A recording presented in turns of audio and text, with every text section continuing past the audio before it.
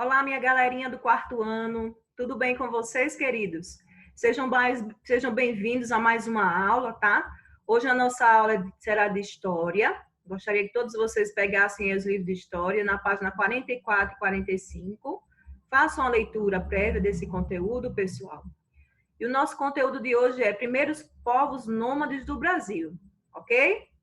Pegaram o livro? Localizaram a página? Então, vamos lá ao nosso conteúdo, tá? Conteúdo bem fácil, bem simples de ser entendido. Então, os primeiros povos nômades no Brasil.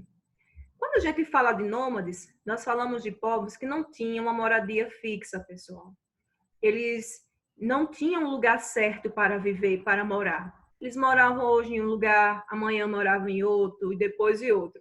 É semelhante a um grupo chamado ciganos. Não sei se vocês vão lembrar disso aí porque vocês são pequenos, mas os pais de vocês devem ter essa lembrança. Os ciganos, eles eram assim. Eles não fixavam território no lugar.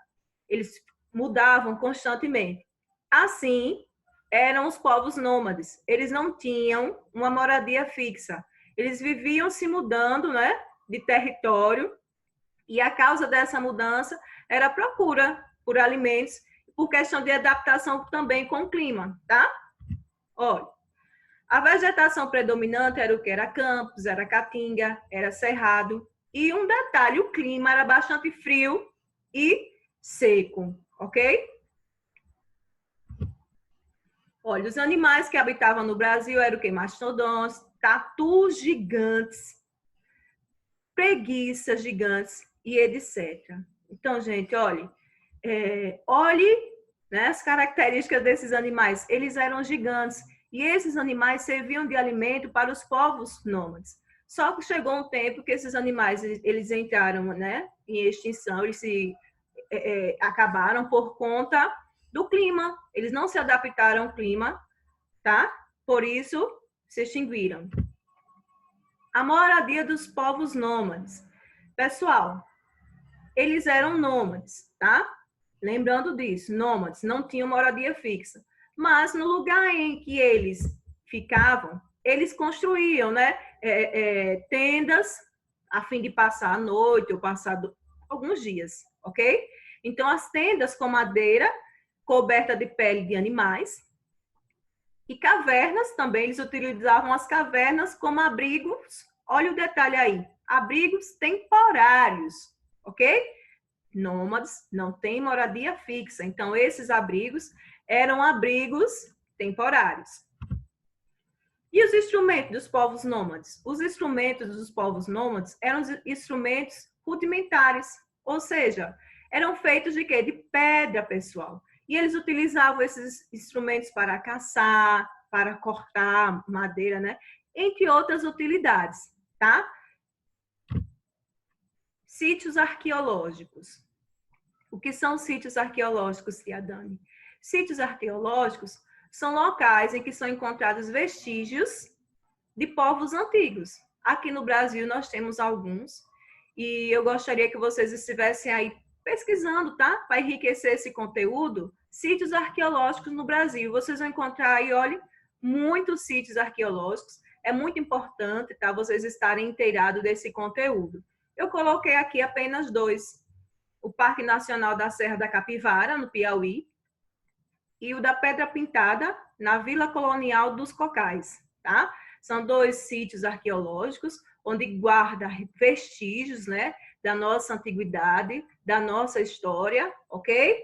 Então, vocês podem estar aí pesquisando na internet, vocês terão várias informações a respeito tanto desses sítios arqueológicos, como de outros também. É só colocar lá, sítios arqueológicos no Brasil, tá?